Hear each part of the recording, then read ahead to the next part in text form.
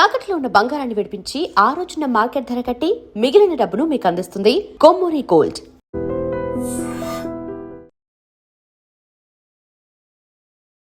నమస్తే రమ్మగారు. నమస్తే జయ. రమ్మగారు, ఏదైనా ఫంక్షన్ కానీ పార్టీ కానీ ఏదన్నా అనుకుంటుంటే ఫస్ట్ ఏం ఆలోచిస్తున్నారో తెలుసా? రిటర్న్ గిఫ్ట్ ఏమి ఇవ్వాలి, లేదా వెళ్ళొచ్చిన వాళ్ళు రిటర్న్ గిఫ్ట్ ఏమి ఇచ్చారు, ఇది మాట్లాడుకోవటం ఎక్కువైపోయిందండి. కల్చర్ అట్లా అయిపోయింది. మనం ఇస్తున్నాం, మనం తెచ్చుకుంటున్నాం, రెండు జరుగుతున్నాయి. రిటర్న్ గిఫ్ట్ ఇవ్వకపోతే ఏదో చాలా తక్కువ చేసినట్టుగా మీరు చెప్పుకుంటారు. అవును, అమలక్కలు. అవును అవును అవును. ఎలాంటివి ఇస్తే బాగుంటుంది అంటారు? ఇప్పుడు ఇవ్వక తప్పట్లేదు. ఇప్పుడు అందరు ఏమి ఇస్తున్నారు జయ, చాలా మంది ఇచ్చేవి స్టీల్ సామాన్లు, డబ్బాలు, బాటిల్స్, ఈ సైజు నుంచి ఆ సైజు దాకా బాటిల్స్ యూటిలైజ్ అయ్యేవి, మ్యాక్సిమం ఇంట్లో వాడుకునేవి అండ్ మంచివి. ఏదో ఒకటి ఇవ్వాలని పెట్టుకోకుండా ఇవ్వగలిగితే అదే ఇవ్వటం మంచిది, బాగా ఉపయోగపడేది. ఇళ్లలో డిస్ప్లేకో లేకపోతే ఏదైనా యూటిలిటీకో, వంటింట్లోనో ఏ హాల్లోనో ఎక్కడో చోట పెట్టుకుని వాడుకునేలాంటివి ఏవైనా ఇవ్వచ్చు. ఇవ్వటం తప్పట్లేదు కాబట్టి నేనైతే మానేయచ్చు అనుకుంటాను జయ. మన ఇంట్లో ఏదో ఫంక్షన్ అయింది, చక్క మంచి భోజనం పెట్టి వచ్చిన వాళ్ళందరినీ బాగా పలకరించి మంచిగా మాట్లాడి అనవసరమైన ప్రశ్నలు అవి వేయకుండా, అర్థమైందా? ఇది మనం ఫంక్షన్లలోనే అక్కలేని ప్రశ్నలు అన్నీ వస్తాయి. అవి ఏమీ లేకుండా చక్కగా మనస్ఫూర్తిగా మాట్లాడి వచ్చిన వాళ్ళందరినీ వాళ్ళని ఏమనాలి, మంచి హాస్పిటాలిటీ ఇచ్చి ఎదుర్కోవటానికి మనుషులు మన వాళ్ళు అందరూ రెడీగా ఉండి ప్రతి వాళ్ళకి ఓ హగ్ ఇచ్చి, ఒక షేక్ హ్యాండ్ ఇచ్చి ప్రీతిపూర్వకంగా మాట్లాడి భోజనం దగ్గర మంచి శ్రద్ధ వహించి చేసి ఏదైనా తాంబూలం, సింపుల్ తాంబూలం ఇచ్చినా చాలు. ఈ రిటర్న్ గిఫ్ట్ ఇవ్వవలసిందే, వాళ్ళు ఇచ్చారు కాబట్టి మనం ఇవ్వాలి, రిటర్న్ గిఫ్ట్ ఇవ్వకపోతే మనకి ఇది కుదరదు, ఏదో ఒకటి ఇవ్వాలి, ఇలాంటి భావాలు ఉన్నప్పుడు మరి ఏదో ఒకటి ఇస్తూనే ఉన్నారు. తిండి పదార్థాలు, స్వీట్స్ ఏవైనా పాడవనివి 2-3 రోజులు 4 రోజులు ఉన్నా కూడా పాడు కాని రకం స్వీట్స్ కూడా రిటర్న్ గిఫ్ట్గా ఇవ్వచ్చు. జీడిపప్పు పాకాలు, పల్లి పాకాలు ఇలాంటివి ఇస్తారు, అవి ఏమైనా కూడా ఇవ్వచ్చు. అయితే ఈ ఫంక్షన్లలో మనం మొక్కలు ఎందుకు ఇవ్వకూడదు? బాగుంది. పుస్తకాలు ఎందుకు ఇవ్వకూడదు? ఏదైనా ఒక మంచి హ్యాండ్ టవల్స్, ఏ బాంబే డైయింగ్ అట్లా ప్లాన్ పేరు చెప్తే మీకు కష్టం వస్తుందేమో, అలాంటివి ఒక 2 మంచి హ్యాండ్ టవల్స్. ఆ టవల్ నువ్వు అన్ని చోట్ల వాడుకుంటావు కదా, అవును, కనీసం టేబుల్ దగ్గర, డైనింగ్ టేబుల్ పక్కనైనా పెట్టుకోవచ్చు కదా. 2 హ్యాంకీలు చక్కగా నీట్గా ప్యాక్ చేసి ఇచ్చేయండి, ఉపయోగపడే. ఇప్పుడు ప్లాస్టిక్ డబ్బాలు వద్దు, గ్లాస్ బాటిల్స్ పగులుతాయి, అన్సేఫ్ కానీ వాడుకుంటారు. మనం ఈ చిన్న అమౌంట్లో ఒక 30-50 రూపాయల్లో దొరకాలన్నా 2 కర్చీఫ్లు ఇచ్చిన ఆ కర్చీఫ్లు మ్యాక్సిమం పైసా వసూలు అవుతాయి, నాప్కిన్స్ అవుతాయి, టవల్స్ అవుతాయి. ఇలా ఆలోచించండి. బాగుంది. చిన్నపిల్లలు అనుకో, మరి బుజ్జి పిల్లలకి యూజ్ అయ్యేవి, ఫ్యాన్సీ బొమ్మలు ఉన్నవి కాకుండా చక్కగా నటరాజ్ పెన్సిళ్ళు, హాయిగా పెన్సిల్తో రాసుకునేవి, ఒక పెన్సిల్ బాక్స్. మళ్ళీ ఇప్పుడు ఏం చేస్తాం మనం, ఓ పెన్సిల్ బాక్సు, అందులోకి ఒక పెన్, ఒక పిచ్చి పెన్సిల్, ఒక పిచ్చి రబ్బరు, ఒక పిచ్చి ఎరేజర్, ఒక పిచ్చి స్కేలు, 2వ పూటకి బయట పారేస్తారు. మనం రిటర్న్ గిఫ్ట్ ఇవ్వడానికి అని ఏదైనా షాప్కి వెళ్ళామంటే వాడు ఫ్యాన్సీగా బొమ్మలు ఉన్నవి చూపిస్తాడు, మీకు మొదటి క్షణమే దాని మీద ఆకర్షణ ఉంటుంది, 2వ నిమిషానికి వాటిలలో చాలా యూజ్ అవ్వవు చేయ. మా పిల్లలు బర్త్డే పార్టీలకు వెళ్ళినప్పుడు చూసేదాన్ని రిటర్న్ గిఫ్ట్లు. నేను ఈ బార్బీ బొమ్మ, ఓ బొమ్మ, అలాంటిది ఒక బాక్సు, ఆ డబ్బంతా వేస్టే, ఆ ప్లాస్టిక్ రద్దు. అవును, ఆ ప్లాస్టిక్ రద్దు, ఆ డబ్బులు దండగా మీరు ఇచ్చినట్టు వాళ్ళు వాడుకోనట్టే, వాడుకున్నట్టు కాదు, కోనట్టు. అదే మీరు ఒక నటరాజ్ పెన్సిల్స్, హెచ్బి పెన్సిల్స్, ఒక చిన్న ప్యాక్, మనం మన ఇంట్లో మన పిల్లలకి ఏం వాడతామో అదే ఇవ్వగలిగితే బాగుంటుంది. లేదా చక్క చిన్న మొక్కలు, ఇది సూపర్. మొక్కకి అసలు తిరుగులేదు. మీరు ఏ ఫంక్షన్కైనా, ఏ పార్టీకైనా, ఎలాంటి దానికైనా ఒక చక్కటి లైవ్ జీవించి ఉన్న మొక్కనిస్తే జీవం ఇచ్చినట్టు. ఇప్పుడు ఇండోర్ ప్లాంట్స్ వచ్చేసినాయి కదా, ఇప్పుడు అవి బోల్డ్ వచ్చినాయి, 25-30 రకాలు వచ్చినాయి. ఇట్లా వేళ్లాడేసి కొంచెం ఖరీదైనవి చేయాలంటే ఆర్నమెంటల్ ప్లాంట్స్ ఎలాగో ఉన్నాయి, కాస్ట్లీ, డబ్బులు ఎక్కువ పెట్టి తలుచుకున్నాం, వాకిట్లో తగిలిస్తారు. ఆ మొక్క ఉన్నన్నాళ్ళు ఉంటుంది, అది కొంచెం వాడంగానే మనకే టెన్షన్ వస్తుంది కదా, ఏవో నీళ్ళు పోసి పెంచుకుంటాం. మొక్క వృద్ధి అవుతుంది, స్నేహాలు పెరుగుతాయి.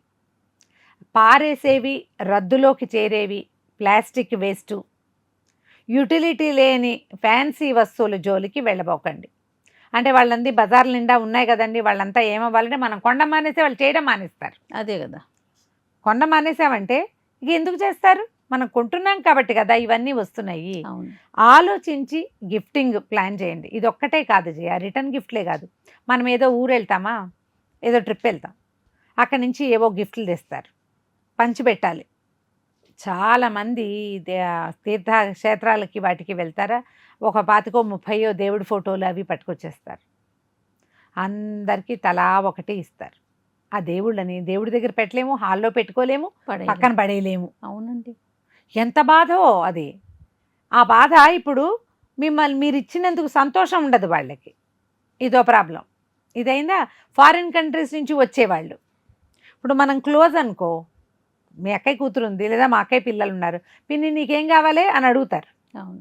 ఏదో వాడు మనకు కావాల్సిన ఒక వస్తువు 6 వస్తువు తెస్తారు. అట్లా కాకుండా గిఫ్టింగ్ కోసం కొన్ని వస్తువులు తెచ్చి యూజ్ కాని వస్తువుల్ని కూడా ఇస్తూ ఉంటారు, పట్టుకొచ్చి ఇచ్చేస్తారు. ఇచ్చేసామన్న పేరు వాళ్ళకి, తీసుకున్నామన్న మాట మనకి. పర్ఫ్యూమ్స్ నేను అస్సలు ముట్టుకొని చేయ, మా దగ్గర 3-4 పర్ఫ్యూమ్లు ఉన్నాయి. యూజ్ అవ్వదు, వాళ్ళకి ఇచ్చినట్టు ఉంటుంది, మనం పుచ్చుకున్నట్టు ఉంటుంది. ప్రయోజనం లేని పనులు. ఎందుకు వచ్చింది? ఏదైనా అవసరం ఉంది, ఆ ఒకటి ఇవ్వగలిగితే ఇవ్వండి, ఇవ్వలేకపోతే ఎక్కడ దొరుకుతుందో చెప్పండి సలహా. ఆలోచించి చెయ్యండి. పెళ్ళిళ్ళల్లో చిన్న పొన్న ఫంక్షన్, పెళ్ళి అంటే పెద్ద ఫంక్షన్ కదా, చిన్న చిన్న ఫంక్షన్స్, చిన్న పూజలు, ఒక 100 మంది గ్యాదరింగు. రిటర్న్ గిఫ్ట్లకి సమయం వృధా చేసుకోవద్దు, డబ్బు వృధా చెయ్యొద్దు, మీ ప్రేమని పంచండి. వచ్చిన వాళ్ళతో నోరారా మాట్లాడండి చక్కగా ఇక దేవుడి పుస్తకాలు జయ, ఇక లలితా సహస్రనామం పుస్తకాలు ఉన్నాయి. ఇంత బుజ్జి నుంచి ఇంత పెద్దది వరకు నా దగ్గర 30-40 పుస్తకాలు ఉంటాయి. ఇవే అవి పట్టరావడం, ఇచ్చేయటం దేవుడి పుస్తకాలు. ఎవ్వరు చదవరు, అందరి దగ్గర ఈ పుస్తకాలు ఉంటాయి. ఎందుకు వచ్చింది? చదువు ఇంట్రెస్ట్ ఉన్న వాళ్ళకి. ఇప్పుడు పిల్లలు అనుకో, పిల్లల గిఫ్ట్లు అయితే మనం రీడింగ్ హ్యాబిట్స్ డెవలప్ చేయాలి. చక్కగా పుస్తకాలు ఇవ్వచ్చు. లైక్ మైండెడ్ ఉన్నారు, నువ్వు చదువుతావో లేదో నాకు తెలుసు కదా, నువ్వేం చేస్తావు, తెలిసింది ఇవ్వండి, వాళ్ళకి ఉపయోగపడేది ఇవ్వండి.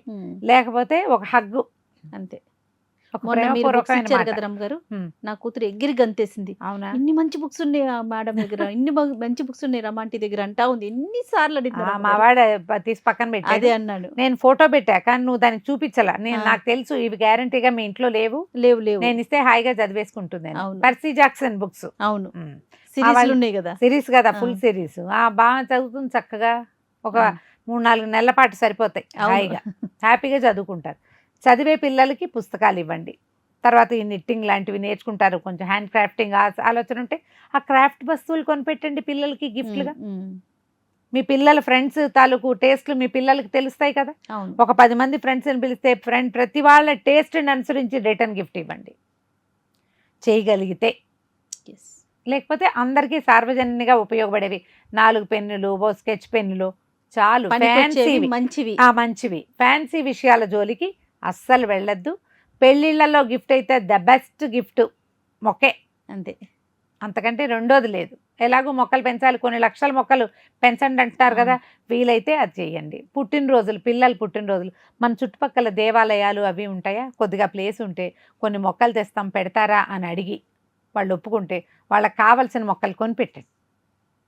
మీ పిల్లల బర్త్డే రోజున మీరు ఈ పని చేయొచ్చు కదా. ఆలోచించండి. మీ అపార్ట్మెంట్లో ప్లేస్ ఉంటే ఒక 2 మొక్కలు మీ పిల్ల బర్త్డే రోజున దాని చేతే చక్కగా ఒక మొక్క పెట్టించండి.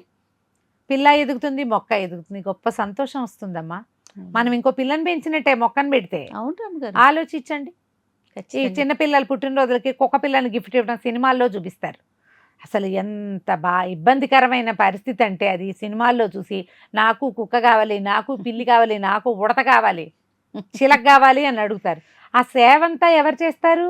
అదే కదా. ఇది సేవాకాలం కదా, ఆలోచించండి. వాళ్ళ అమ్మాయి ఎవరో, మా నాన్న నా బర్త్డేకి గిఫ్ట్ కుక్కను తెచ్చిపెట్టాడు.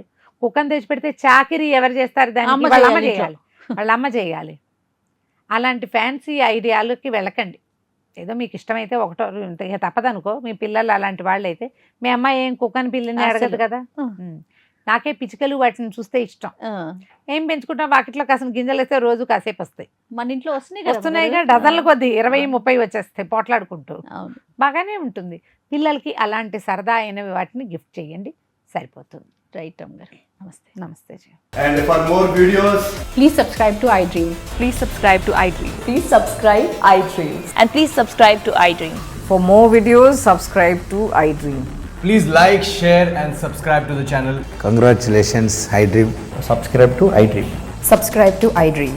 So subscribe to iDream Media. iDream ki iDream team andarki huge congratulations. Please subscribe iDream Media. Please subscribe to iDream. Subscribe iDream. Please subscribe to iDream. iDream అంటే నా కళల ఛానల్ను సబ్స్క్రైబ్ చేసుకున్న నోరు తిరుగుతలేదు, మీరైతే గంట గుర్తు కొట్టండి. For more such videos, please subscribe to iDream.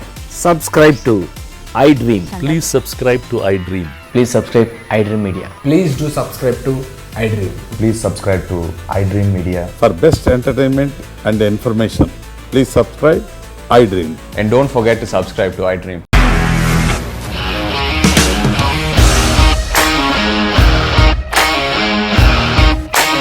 ఇండస్ట్రీలో కమిట్మెంట్ ఇష్యూస్ వస్తే నీకు కూడా వచ్చినట్టు మార్నింగ్ తీసుకెళ్ళాడంటే కొట్టి పడేశాడు.